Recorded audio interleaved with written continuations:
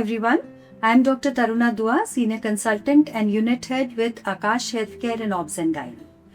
तो फ्रेंड्स, आज हम बात करने आए हैं tips for a normal delivery.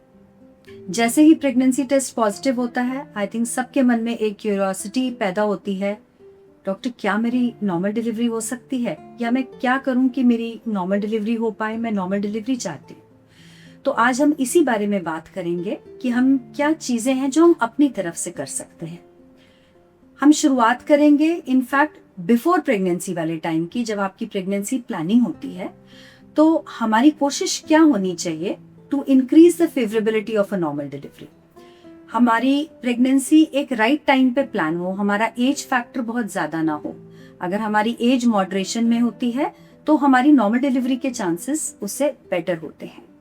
Number 2, हमारा BMI जो है वो एवरेज सा हो। ऐसा ना हो कि हमारी ओबेसिटी बहुत ज्यादा हो, हमारा बॉडी वेट बहुत ज्यादा हो, वो भी हमारी नॉर्मल डिलीवरी के साथ इंटरफेरेंस करेगा। फिर हम बात करते हैं during pregnancy, first trimester, second trimester. इस दौरान हमें क्या करना है?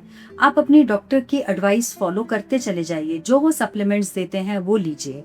कोशिश करिए आप अपनी डाइट अच्छी रखें, आपका प्रोटीन इंटेक अच्छा हो, आपका हीमोग्लोबिन अच्छा हो, ताकि डिलीवरी के समय पे आपको इन दोनों चीजों की कमी ना हो। उसके अलावा हमारी फिजिकल एक्टिविटी जरूर अच्छी रहनी चाहिए। हमारा पोस्चर, हमारा वॉकिंग, हमारी physical activity all should be good during the first and the second trimesters, unless and until कोई कॉम्प्लिकेशंस है।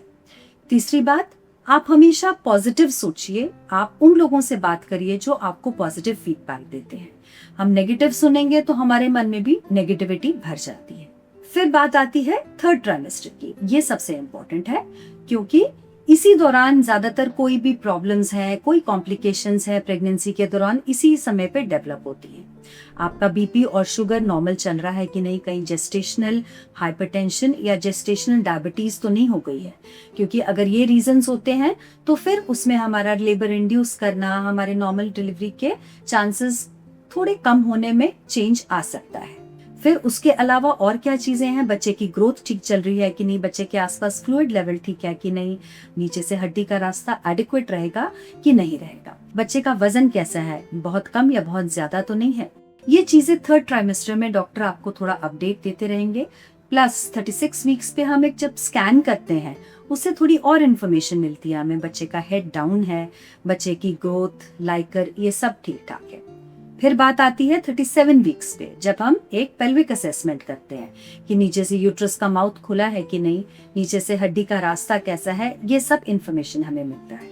तो एक बात है कि हम नॉर्मल लेबर में जा रहे हैं कि नहीं, अगर हमारी सारी चीजें ठीक है तो हमने वेट करना है नॉर्मल लेबर के स्टार्ट होने की। और दूसरी बात है, अगर हम नॉर्मल लेबर में नहीं जा रहे हैं तो हमें इंड्यूस करना है, या कोई रीजन है तो हमें इंड्यूस करना है। अगर लेबर में नहीं गए तो हमारे चांसेस हो जाते हैं कि सिजेरियन में लैंड अप करना पड़ सकता है। और दूसरा, अगर हम लेबर में गए भी तो हमारी प्रोग्रेस ऑफ लेबर कैसी है, यूट्रस का माउथ खुल रहा है कि नहीं, पेन्स अच्छे आ रहे हैं कि नहीं, बच्चे ने अंदर कॉटी तो नहीं करी है, मेकोनियम तो नहीं पास किया, हार्ट बीट ठीक रह रही है कि नहीं। तो हमारी कोशिश होनी चाहिए हम फिजिकल एक्टिविटी करें। हमारी जो एंटीनेटल एक्सरसाइजेज हैं इन सुपरविजन हमारे फिजियोथेरेपिस्ट के साथ, वो हम अपनी मेंटेन करें थ्रू आउट प्रेगनेंसी। हम डाइटिशियन से कंसल्ट में रह के डाइट अच्छी लेते रहें, और जब हमारे लेबर के टाइम का समय आता है तब हम पेशेंस रखें, हम टॉलरेंस रखें, ताकि हम लेबर में से अच्छे से निकल सके।